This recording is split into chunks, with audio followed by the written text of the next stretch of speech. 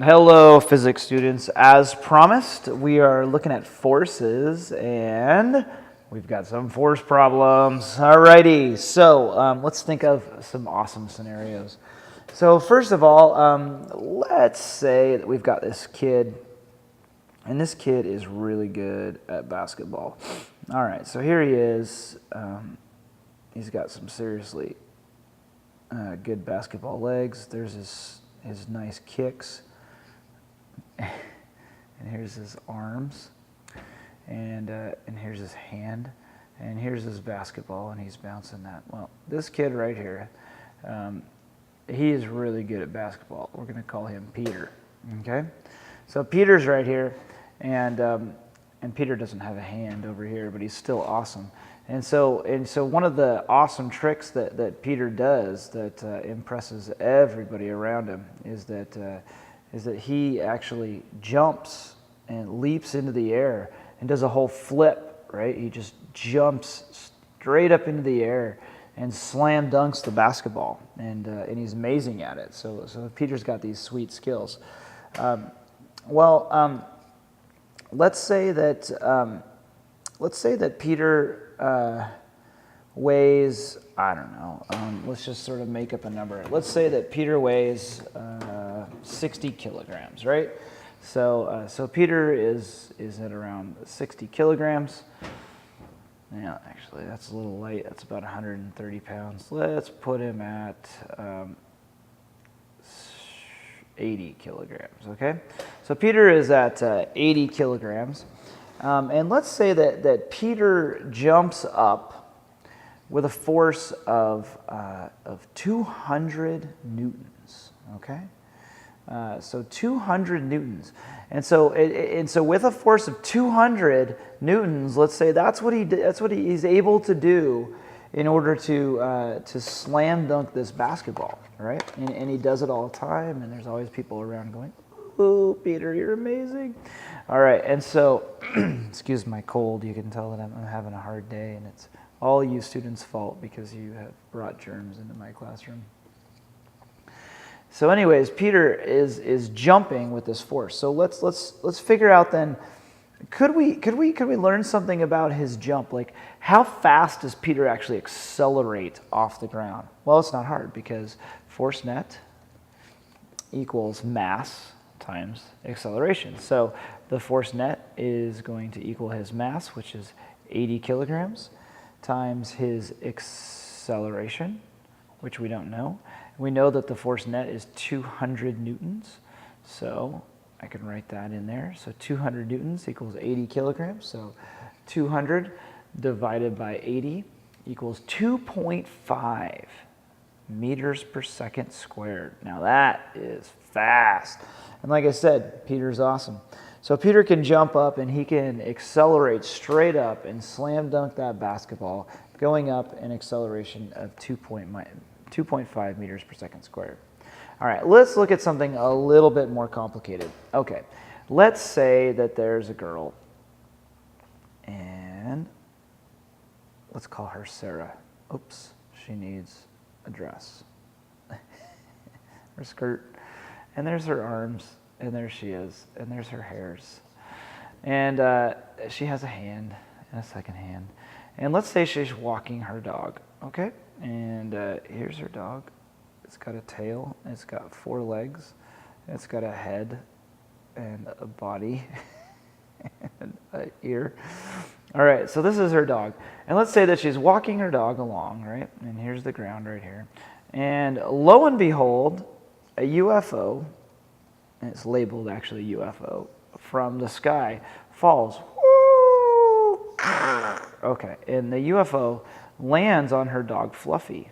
Okay, so Fluffy is underneath the UFO. And Sarah goes, "Oh no, Fluffy!" And you can hear Fluffy under there, and Fluffy's like, "Ah!" Okay, and so Fluffy is still alive, and so how are we going to lift this UFO off of Fluffy? My goodness, the UFO weighs about 1,500 kilograms, and Sarah knows this because I have no idea how Sarah knows this, but she just knows it. And so she knows that Fluffy, Fluffy only weighs, a half a kilogram. And so 1,500 kilogram UFO on there, and, the aliens are all in here and they're dying. They're like, okay, we're dying. And so then there's the UFO on top of her. And so what are we going to do? Well, over here, there's a couple of dudes, and they're watching, and they're like, oh no, look at that. And they think it's kind of cool, actually. It's like, whoa, sweet UFO. Just crushed that dog. That's awesome. And then they see Sarah, and they go, oh no, we need to help her. And so here's what they do. They and these guys, let's say, what are their names? Let's say that this guy is Tommy, and this guy over here, let's call him Jacob. All right, so those are pretty universal names. All right, so Tommy and Jacob are like, I know, let's go get our helicopter. And so they run, and they get their helicopter, which is like this. Okay. All right, and so here they are. Here's James and Tommy, and they're in there. Hi, guys. And so they come up, and they're like, don't worry, Sarah, we'll help you. And so what they do is they run a string down, right? They run a string down, and they connect it to the UFO. And so Sarah says, please save Fluffy.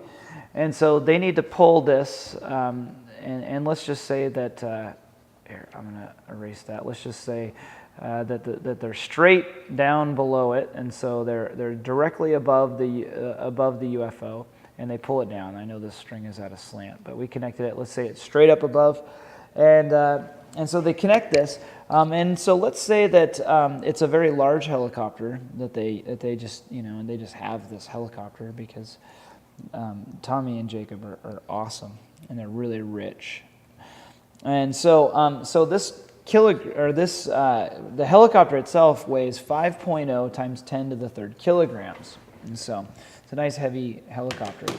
And so the mass of the UFO is 1,500 kilograms, and Fluffy is under there, and she's squeaking and coughing and wheezing, and so what are we going to do? And so how much force is it going to take for? And essentially, what does this do? This thing pushes air, right? So it's going to push air down, and the air that it's going to push down needs to have enough force to lift both the helicopter and the UFO off of Fluffy.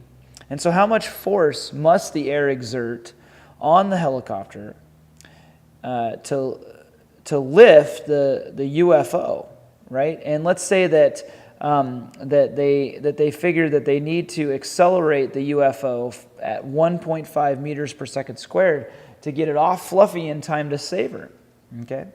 So here's the situation. So how are we going to do this? Well, let's go ahead and solve this down here.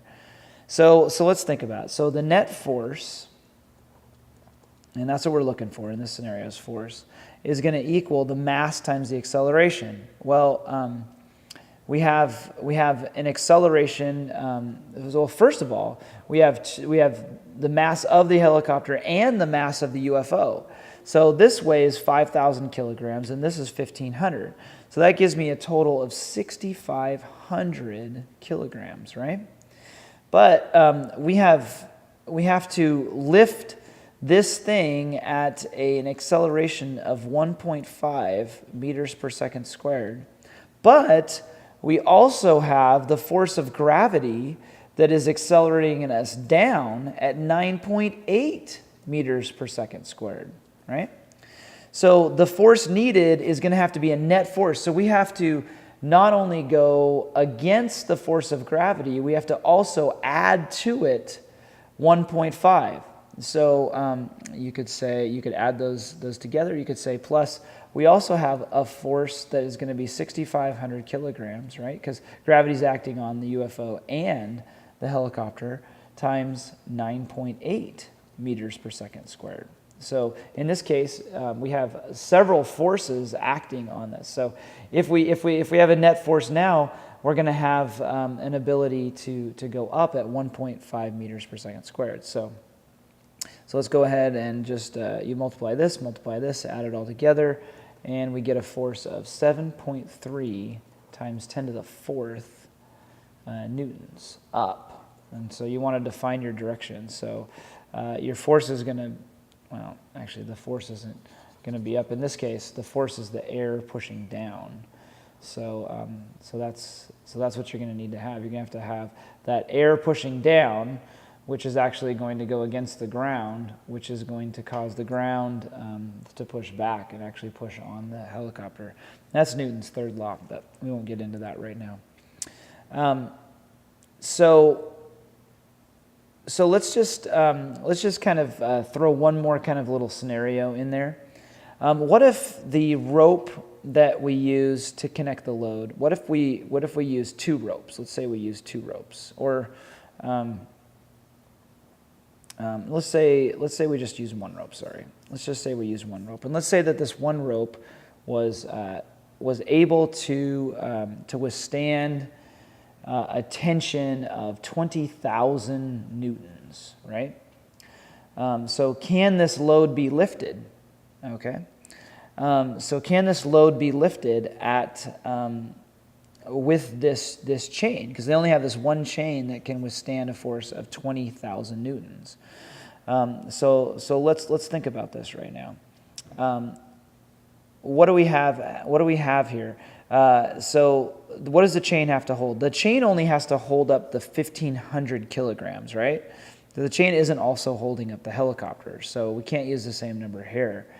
So we would have to say, okay, well, the chain is going to hold up to 1,500 kilograms, so it's going to have a force on it of 1,500 kilograms, right, times the 1.5, because we need to go up at 1.5 meters per second, but it's also going to have the force of gravity pulling on the UFO. So that's another 1,500 times 9.8, all right? So multiply that all together, we find the force on the chain holding the UFO is going to be 16,950 newtons. So, yeah, we're just going to make it. That chain is going to hold at 20,000, but they better not accelerate faster than this, or else they're going to bust that chain, drop that thing right back down on Fluffy again, and it's going to be a no-go for her. All right, so hopefully that gives you kind of a couple of different scenarios of how we could use this idea of force net equals mass times acceleration to solve all sorts of problems. But what you have to do is you have to figure out what are all your masses, what are all your forces, are you working against gravity, are you working with gravity? All of these things come into play. All right, thanks for tuning in.